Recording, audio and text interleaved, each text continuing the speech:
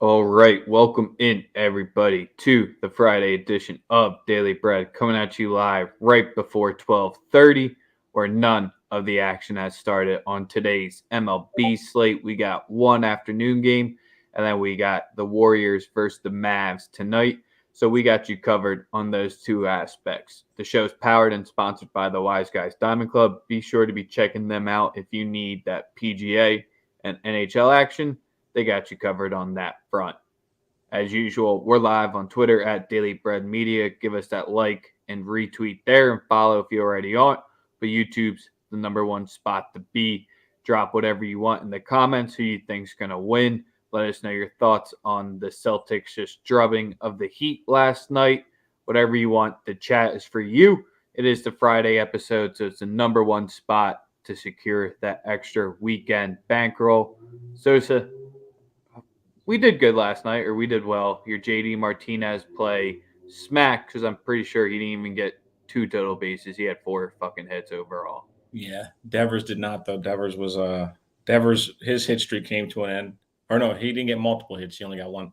But yeah, they the offense is clicking there for them now, but they've been extremely disappointing to start the season. Really no way around it. They've been pretty terrible. They will be better though. They'll get into the mix within the next, week or so. Yep, and that Thursday slate was kind of just as boring as we expected because the NBA game, I mean, it was a little close, but it is what it is. There, we cashed that first half over. We were too scared to take that money line because Horford and Smart came in. It was on 3 on our show yesterday, and it basically closed at a pick 'em. Yes, sir. Just domination. That's really what we saw last night. Boston played two halves the same. Obviously, having Marcus Smart back, you get a level of balance, and you don't turn the ball over as much. Obviously, that game turned in the third quarter where Boston just didn't take care of the basketball at all, and they just they basically got ran out the gym by the fresher team. We said it before. The talent for Boston is at a higher plane. But yeah, and as long as they have everyone available, they should, in theory, win this series. But again, we all know the biggest wild card, and that's Eric Spoelstra. He always knows how to adjust. He figures out a little nuance or a little thing that's going to get the other team off kilter, and he's done a great job of that as far as adjusting. And you Obviously, have to Boston. go all the way back to January 23rd for when the Celtics have dropped two in a row. So they Absolutely. bounce back strong every time. That's what Ozzy's saying. He smashed the money line in their desperation spot. But with Smart as the primary defender, no one could get going. I think it took over 30 shots for Jimmy to get even 10 points over him. And then Horford, I think, was just the biggest piece because Bam was just completely non-existent. I mean, I know the offensive game isn't that refined, but man, he was just running track out there at some points. Yeah, it was just a rough night across the board. Boston, like I said, they asserted themselves early and often. They played well on the boards. They didn't turn the ball over at a high clip, and they executed the game plan that was put in front of them. Shout out to Ime Udoka. Obviously, having Smart and Horford back helps. How about Horford being able to play? I wonder how many tests he actually took. Like how many times they just tested him just in order to get two negatives back to back. That's Yeah, insane. we'll never know that. And then Maybe Hockey they Sosa have came solved the through. problem. Huh? Hockey Sosa came through your lightning money line. Remember, you gave that out at the end, the pace, the stick off to the end.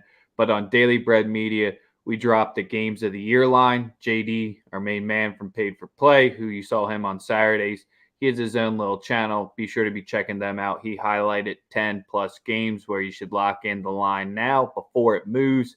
And then Sosa, you dropped your solo pod. So talk about that before we get into today's plays. It's the last word with Sosa. I want to get into more things other than just sports. Obviously, the first episode is all sports because that's what people know me for. But it's going to grow into much more than that. Hopefully, anybody that's listened to it, all the reception's been pretty positive. You know, just something I had, that I always wanted to do that I just decided to do. Outside of that, I'm just looking forward to it growing just like, Daily Bread has, over the last year. So I'm excited for it for sure. So yeah, Very check it out.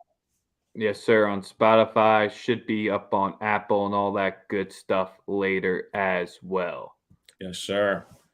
All Um, right, let's get into today's plays. Do you want to start at the Cubs and the Diamondbacks for your only Friday spot? The Cubs are 0-4 so far on Fridays, just overall. the Nerfy yesterday came through.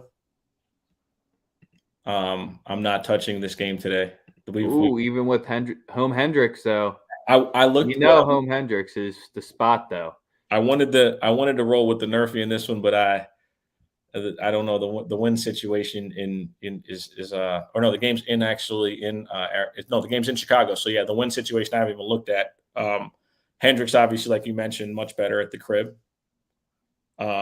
D-backs off ended the losing skid yesterday as well. It's kind of where you can get the Cubs at minus 135. Not the worst look, but I'm going to be staying away from that. Not too convinced, even though in Hendricks' 4 home starts, they are 3-1 overall. First game that I'm targeting is the Atlanta Braves, Miami Marlins. We've had you got Trevor Rogers on the mound for Florida. He's looked very, very good in his last 2 starts. Looks like he's gotten the stinker out of his way. He also pitches pretty well against Atlanta. I like him today at the house.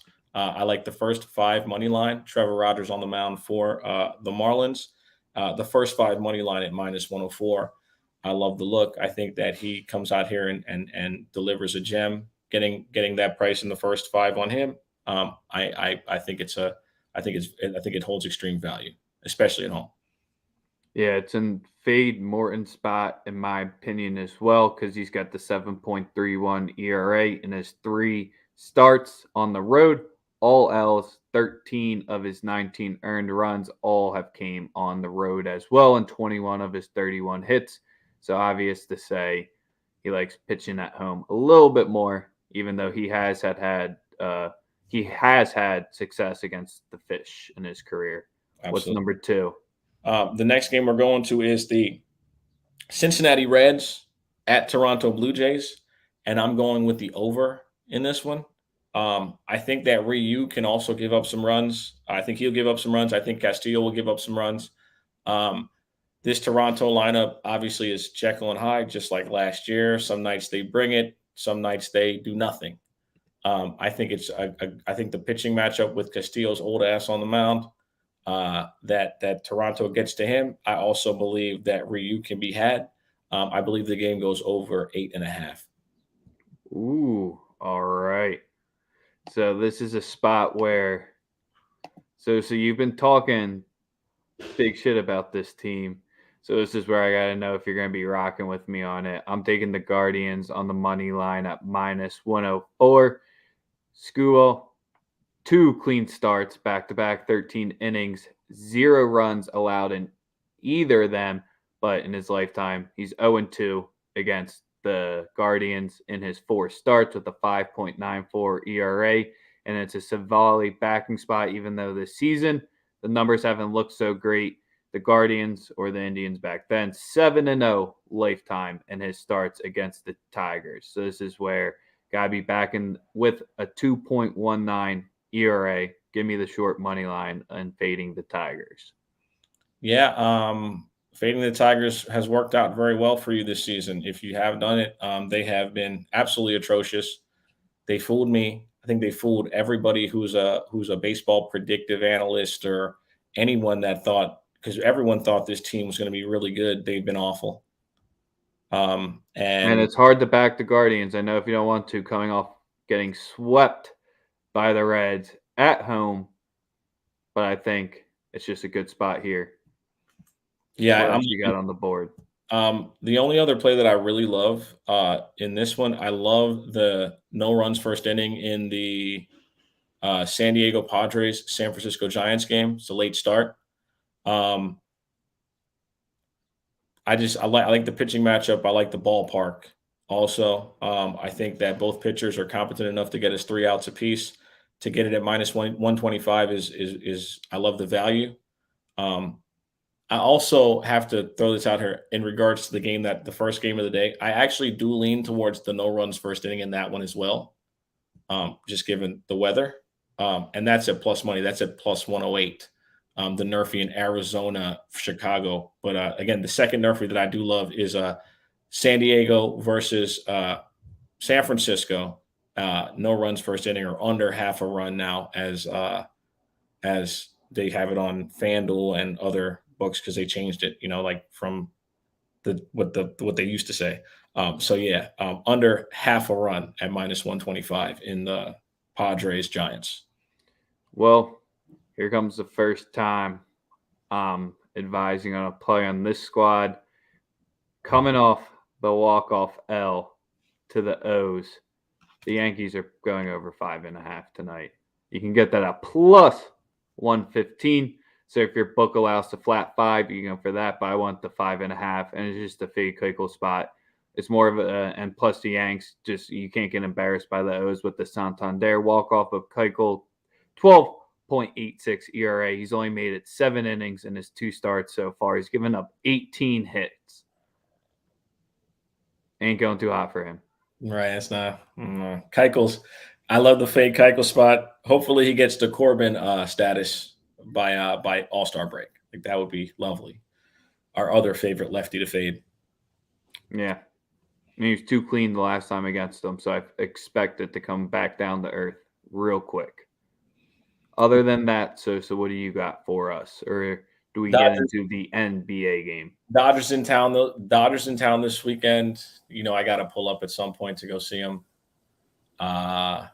Just really looking forward to that. Looking forward to checking them out.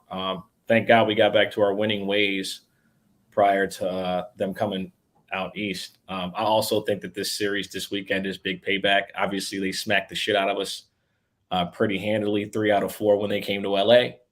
I look forward. Oh yeah, we came back down to earth real quick, so you don't have to worry about that. Yeah. So I look forward to us being rather dominant over the weekend. But yeah, that's all I really got for as far as. What about the lean? Do you have a lean in this one? The Dodgers has been clean in his last 3 starts against the Pirates, where he hasn't allowed a run. You know what, man? Is the starting pitcher a lefty or a righty for Pittsburgh today? It's Zach Thompson. He's a righty. I wouldn't touch it personally. I know y'all like the yes runs first inning, but St. Louis has been average against right-handed pitching. Against lefties, they light them up. The best they hit lefties better than anybody in baseball, but they do struggle all the time against like average right-handed pitchers, and Thompson fits the profile. So, that's just right. Warriors. Wait, make sure you give us that like, subscribe. Let's get to the Warriors Mavs game after going back and dissecting what we saw from the Mavs prior to series to the first one in here. I mean, you can play the easy angles. The Warriors show up in game 1 in all their series more often than not.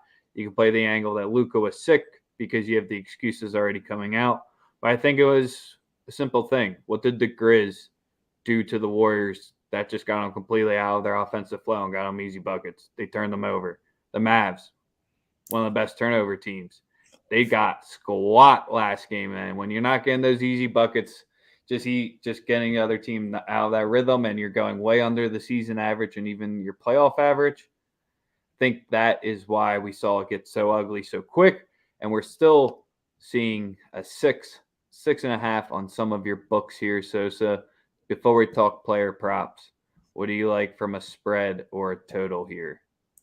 I think it's a Golden State spot again.